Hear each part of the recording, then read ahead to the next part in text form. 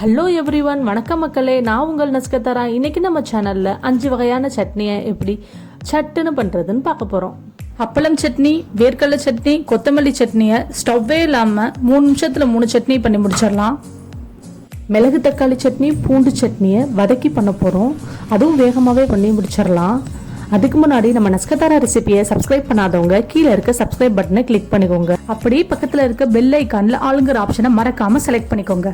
First பூண்டு சட்னி எப்படி பண்ணுறதுன்னு பார்க்கலாம். ஒரு கடாயில் 3 டேபிள் ஸ்பூன் நல்லெண்ணெய் விட்டுட்டு 40 பூண்டு ஆட் பண்ணுறேன். பெரிய பூண்டுனா நீங்கள் 20 ஆட் பண்ணால் போதும். அதுக்கப்புறம் 7 to 8 சின்ன வெங்காயம் ஆட் பண்ணிக்கலாம். நெக்ஸ்ட்டு காஞ்ச மிளகாய் 7 to 8 ஆட் பண்ணிக்கோங்க. உங்களுக்கு காரம் அதிகமாக வேணால் 10 ஆட் பண்ணிக்கோங்க. இப்போ நம்ம நல்லெண்ணெயோடு போட்டு நல்லா வதக்குறதுனால அந்த காரத்தை எல்லாம் அந்த நல்லெண்ணெய் அப்சர்வ் பண்ணிடும். ஸோ நம்ம சட்னியாக சாப்பிட்றப்ப நம்மளுக்கு காரமே தெரியாது, ரொம்ப டேஸ்ட்டாக இருக்கும். இப்போ எல்லாத்தையும் நம்ம மிக்ஸி ஜாருக்கு அதை ட்ரான்ஸ்ஃபர் பண்ணிட்டோம். கொஞ்சோண்டு புளி ஆட் பண்ணிக்கிறோம். அதுக்கப்புறம் 20 கிராம் வெல்லம் ஆட் பண்ணிக்கோங்க. இது ஆப்ஷனல் தான். இது ஆட் பண்ணால் ரொம்ப டேஸ்ட்டாக இருக்கும். அப்போ தேவையான அளவு உப்பு, நான் 1 டீஸ்பூன் உப்பு ஆட் பண்ணுறேன். இதை நம்ம இப்போ கிரைண்ட் பண்ணிடலாம். 2 மினிட்ஸ் நல்லா கிரைண்ட் பண்ணி எடுத்துடலாம். அவ்வளோதான், நம்ம பூண்டு சட்னி ரெடி ஆயிருச்சு. சேம் கடாயில் கடுகுளுந்த பருப்பு, கருவேப்பிலை போட்டு தாளித்து எடுத்து ஊற்றிடலாம். இந்த 5 சட்னியும் நான் 2 பேர் சாப்பிட்ற அளவுக்கு தான் பண்ணியிருக்கேன். நீங்கள் உங்களுக்கு விருப்பமான அளவு எடுத்துக்கோங்க. யூஸ்வலாக நம்ம வீட்டில் இட்லி தோசைக்கு தேங்காய் சட்னி, சாம்பார் இந்த மாதிரி தான் பண்ணுவோம். அதுக்கு பதிலாக இந்த மாதிரி ஒரு தடவை பூண்டு சட்னி பண்ணி கொடுத்தா இட்லி தோசை எப்படி போகுதுன்னே தெரியாது, சீக்கிரமாக காலி ஆயிரும். நீங்களும் உங்கள் வீட்டில் இதை கண்டிப்பாக ட்ரை பண்ணுங்க, உங்களுக்கு ரொம்ப ரொம்ப பிடிக்கும். செகண்ட் சட்னி அப்பளம் சட்னி. ரொம்ப டிஃப்ரெண்ட்டாக இருக்குல்ல. வீட்டில் இருக்க லெஃப்ட் ஓவர் அப்பளம் எடுத்துக்கோங்க. நான் 2 அப்பளம் எடுத்திருக்கேன். அதை நல்லா நொறுக்கி மிக்ஸி ஜாரில் ஆட் பண்ணிக்கலாம். இப்போ ஆட் பண்ணியாச்சு. நெக்ஸ்ட்டு 2 டேபிள் ஸ்பூன் துருவின தேங்காவை ஆட் பண்ணிக்கலாம். நீங்கள் தேங்காய் சல் கூட இதுக்கு பதில் ஆட் பண்ணிக்கலாம். கொஞ்சோண்டு கருவேப்பிலை, ஒரு மிளகாவை 2ஆக கட் பண்ணி ஆட் பண்ணியிருக்கேன். 3 சின்ன வெங்காயம், பெரிய வெங்காயம் கூட உங்கள் விருப்பத்துக்கு ஏற்றாப்புல ஆட் பண்ணிக்கலாம்.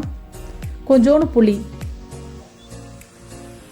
தேவையான அளவு உப்பு, நான் 1 டீஸ்பூன் உப்பு ஆட் பண்ணியிருக்கேன். இதை நல்லா ஒரு 2 மினிட்ஸ் கிரைண்ட் பண்ணி எடுத்துடலாம். பாருங்கள், நம்ம அப்பளம் சட்னி ரெடி ஆயிடுச்சு. நீங்கள் இந்த சட்னியை பண்ணி பார்த்துட்டு உங்கள் வீட்டில் இருக்கவங்கள டேஸ்ட் பண்ண சொல்லுங்கள். அவங்க அப்பளம் சட்னினே கண்டுபிடிக்கவே முடியாது. அவ்வளோ டேஸ்ட்டாகவும் இருக்கும், ரொம்ப புதுவிதமான சட்னியாகவும் இருக்கும். 3வது சட்னி கொத்தமல்லி சட்னி, கொரியாண்டர் சட்னி எப்படி பண்ணுறதுன்னு பார்த்துடலாம். 2 கைப்பிடி அளவு கொத்தமல்லி நான் ஆட் பண்ணியிருக்கேன். நெக்ஸ்ட்டு 4 புதினா இலை ஆட் பண்ணிக்கலாம். தென் கொஞ்சோண்டு புளி, ஒரு பச்சை மிளகாவை 2ஆக கட் பண்ணி ஆட் பண்ணிக்கலாம். 6 to 7 சின்ன வெங்காயம் ஆட் பண்ணிக்கலாம். பெரிய வெங்காயம் கூட நீங்கள் ஆட் பண்ணிக்கலாம், அது உங்கள் விருப்பம் தான். நெக்ஸ்ட்டு 1.5 டேபிள் ஸ்பூன் துருவின தேங்காய் ஆட் பண்ணிக்கலாம். தேவையான அளவு உப்பு, நான் 1 டீஸ்பூன் உப்பு ஆட் பண்ணிக்கிறேன். இது 2 மினிட்ஸ் நல்லா கிரைண்ட் பண்ணி எடுத்துக்கலாம். அவ்வளோதான், அடுப்பே இல்லாமல் கொத்தமல்லி சட்னி ஈஸியாக ரெடி பண்ணிட்டோம். இது நீங்கள் வதக்கி பண்ணணும் அப்படிலாம் யோசிக்காதீங்க. இந்த மாதிரி ஒரு தடவை ட்ரை பண்ணி பாருங்கள், அவ்வளோ டேஸ்ட்டாக இருக்கும். பச்சை வாசனை அடிக்கும் அப்படிலாம் ஹெசிடேட் பண்ண தேவையில்லை.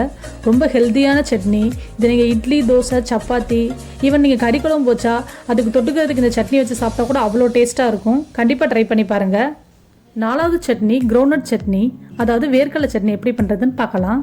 1/2 கப்பு நல்லா வறுத்த வேர்க்கடலை எடுத்திருக்கேன். நெக்ஸ்ட்டு 1/4 கப்பு உடச்சக்கடலை, ஒரு மிளகாவை 2ஆக கட் பண்ணி ஆட் பண்ணியிருக்கேன். கொஞ்சோண்டு கருவேப்பிலை, 6 to 7 சின்ன வெங்காயம், தேவையான அளவு உப்பு, 1 டீஸ்பூன் உப்பு ஆட் பண்ணியிருக்கேன். நெக்ஸ்ட்டு கொஞ்சோண்டு புளி. இதை 2 to 3 மினிட்ஸ் நல்லா கிரைண்ட் பண்ணி எடுத்துட்டா சுவையான வேர்க்கடலை சட்னி இன்ஸ்டண்ட்டாக ரெடி ஆயிடுச்சு. இதை நீங்கள் வதக்கி பண்ணணும்னு அவசியமே இல்லை. இந்த மாதிரி ட்ரை பண்ணி பாருங்கள், அவ்வளோ டேஸ்ட்டாக இருக்கும். 5வது சட்னி கடைசி சட்னி மிளகு தக்காளி சட்னி எப்படி பண்ணுறதுன்னு பார்க்க போகிறோம். ஒரு கடாயில் 1 டேபிள் ஸ்பூன் எண்ணெய் விட்டுக்கோங்க. அந்த எண்ணெய் நல்லா சூடானதுக்கப்புறம் 3 பட்டை மிளகாய், 4 பூண்டு, 2 சின்ன இஞ்சி துண்டு, மிளகு 10 to 15 ஆட் பண்ணிக்கலாம். நல்லா போட்டு பொன்னிறமாக அந்த வாசனை வர வதக்கி எடுத்து வச்சுக்கோங்க. நெக்ஸ்ட்டு கடாயில் 1 டேபிள் ஸ்பூன் அகைன் எண்ணெய் விட்டுட்டு அது நல்லா சூடானதுக்கப்புறம் 2 நறுக்கி வச்சுருந்த தக்காளி ஆட் பண்ணிக்கோங்க. அதை நல்லா வதக்கி விட்டுட்டு அந்த பச்சை வாசனை போகிற வர வதக்கி விட்டதுக்கப்புறம் 2 டேபிள் ஸ்பூன் துருவன தேங்காய் ஆட் பண்ணிக்கிறோம். அதையும் நல்லா வதக்கி விட்டுக்கிறோம். ஒரு நிமிஷத்துக்கு அப்புறம் ஸ்டவ்வை ஆஃப் பண்ணி இன்னொரு பவுலில் ட்ரான்ஸ்ஃபர் பண்ணிக்கலாம்.